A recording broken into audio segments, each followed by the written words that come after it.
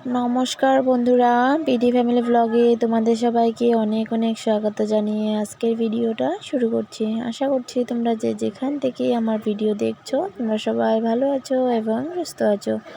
তো সকালবেলা কিন্তু আমার ঘরের পুজো টুজো দেওয়া হয়ে গেছে।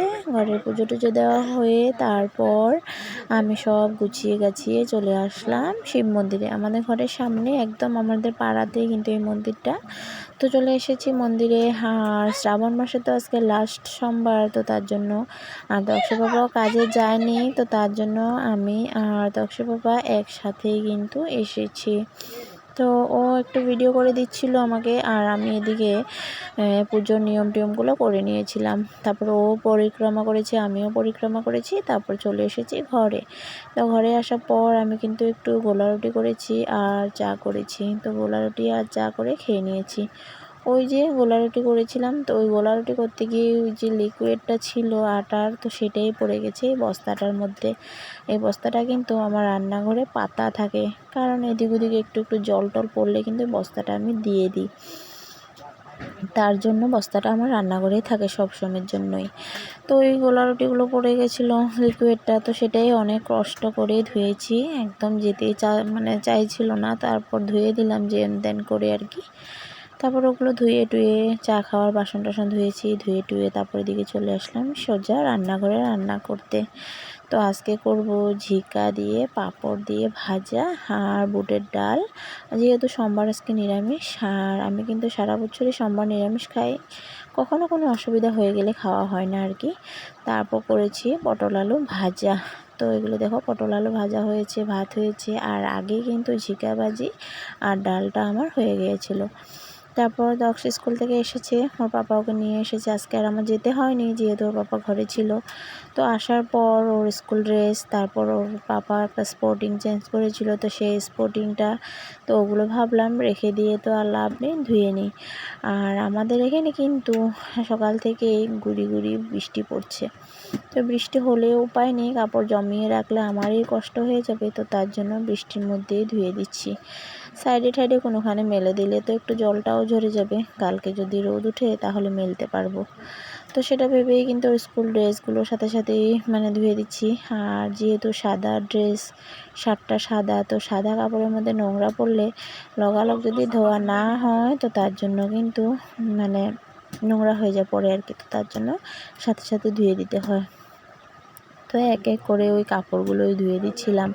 কাপড় টাপড়গুলো ধুয়ে দেওয়ার পর আবার গ্যাস মুছতে হবে, ঘর ঝাড় দিতে হবে, সেগুলো কিছুই কিন্তু করিনি।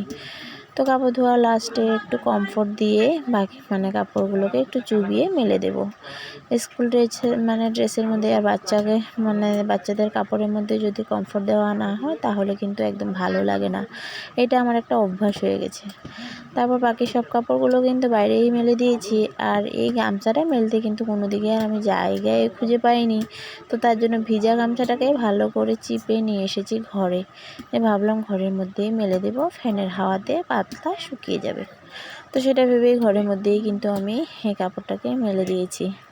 আর ওই সকালবেলা যে স্নান করে বাইরে কাপড়গুলো মেলেছিলাম, সেগুলো কিন্তু বাইরেই বৃষ্টিতে ভিজছে, কারণ একটু একটু বৃষ্টি পড়তে পড়তেই কিন্তু অনেক জোরে করে বৃষ্টি চলে এসেছিল।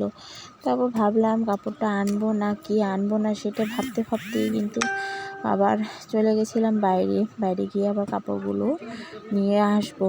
অনেকগুলো এনেছি, আরও আনার বাকিও আছে। তারপর দিকে দেখো ছোটো সোনাকে প্যান্ট পরিয়ে তারপর আমি কোলে নিয়ে নিচ্ছি, কারণ কি ওই সকাল থেকে আমার কোলে ভালো করে আসতেও সময় পাইনি, আর আমি নিতেও সময় পাইনি আর কি। তো তার জন্য একটু কোলে নিয়েছিলাম আর কি। ও তো অনেকক্ষণ হয়ে গেছে আমার কোলে আসে না। তো বাচ্চাদের কিন্তু এরকমই, মাদেরকে আর কি একটু টাইম কোলে না পাইলে, না উঠতে পারলে ওদেরও মনটা খারাপ হয়ে যায়। তারপরে একটু নিয়ে আদর টাদর করছিলাম, আর ও কিন্তু খুব হাসাহাসি করছিল দেখো। তারপরে যে বাকি এক দুইটা কাপড় ছিল, দেখো বৃষ্টি পড়ছে, কিন্তু তোমরা দেখতেই পারবে, ক্যামেরাতে কিন্তু পুরো দেখা যাচ্ছে বৃষ্টি পড়াটা। তারপর ওই এক এক করে বাকি কাপড়গুলো নিয়ে এসেছি। এগুলো কি করবো, আর উপায় নেই, ফ্যানের নিচে ঘরের মধ্যে এদিক ওদিক করে দেখে দেখে মেলতে হবে আর কি, উপায় নেই। তারপর সব কাজটা সেরে এদিকে দুজনে মিলে বসে পড়েছি ভাত খাওয়ার জন্য। আর দক্ষ কিন্তু ঘুমিয়ে আছে। তো আমরা দুজনে এখানে বসে পড়েছি ভাত খাওয়ার জন্য। ভাত টাত খেয়ে নেব। আর আমাদের এই পাড়াতে ওই যে সকালবেলা মন্দিরে গিয়েছিলাম, সেই মন্দিরেই কিন্তু বিকালবেলা খিচুড়ি খাওয়ানো হবে শুনেছি।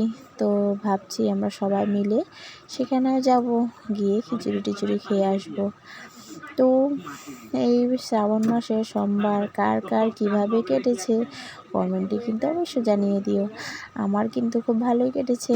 প্রথম সোমবারটা কিন্তু আমি জল ঢালতে পারিনি, কিন্তু বাকি 3টা সোমবার ভালো করে জল ঢেলেছি আর সুন্দর করে পুজো টুজো করতে পেরেছি। তারপর দেখো বিকালবেলা একটু বসলাম মাথায় তেল দেওয়ার জন্য। অনেক দিন হয়ে গেছে জানো তো, মাথায় একটু তেল দিতেই পারছি না, মানে কি সময়ও পাচ্ছি না বলতে পারো, আর আলসি দুষও বলতে পারো। তো আমি তো বানানো তেল লাগাই, নিজে হাতে বানিয়ে নিই আমি তেল, তারপরে আমি তেল লাগাই। আমি অন্য কোনো তেল ইউজ করি না, কারণ আমার আগে একবার অনেক অবস্থা খারাপ হয়েছিল চুলের।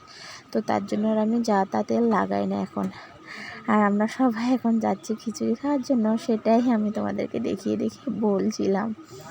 তো খিচুড়ি খেতে এসে দেখি অনেক মানুষ, অনেক ভিড়। তারপরেও আমরা সবাই এক বাটি খিচুড়ি নিয়ে নিয়েছি। আমার যা, আমি, আমার ননদ সবাই মিলে খিচুড়ি খেয়েছি। খেয়ে টেয়ে দেখো আবার সবাই 2 হাতে 2 বাটি করে খিচুড়িও নিয়ে এসেছি। ঘরে সবাই মিলে, মানে যারা যারা ঘরে আছে বাকিরা সবাই খাবে, তো সেটা ভেবে নিয়ে এসেছি। তো আমরা কিন্তু এটা কিন্তু আমাদের রাস্তা নয়, আমাদের রাস্তাটা আলাদা। তো আমরা এদিকে ওয়াল একটা আছে, এই ওয়ালটা পার হয়ে চলে যাই আর কি। তারপর ঘরে আসার পর ছোটো সোনাকে একটু মানে টেস্ট করার জন্য দিয়েছিলাম, দেখছিলাম যে ও খেতে পারছে কি না, ভালোবাসছে কি না। তারপরে না, দেখছি না খাচ্ছে, তো 2-3 চামচ খাইয়ে দিয়েছি ঝাল, তাও কিন্তু খেয়েছে ছোটো সোনা, ভালোই পেয়েছে খেয়ে। তারপর ওই যে আরও এক বাটি ছিল, তো সেটা আমার ভাগ্নি কলেজ থেকে এসে বসলো, তারপর ও খাচ্ছে। তো ও কিন্তু খেয়ে ভালো পেয়েছে, কারণ খিচুড়িটা দারুণ ছিল, অনেক টেস্ট। তো ওরাও বলছিল টেস্ট, খুবই টেস্ট। তো ছোটো সোনা বলে বসে ওইদিকে খাচ্ছিলো। তো আজকের জন্য ভিডিওটা এত কি রইলো, টাটা।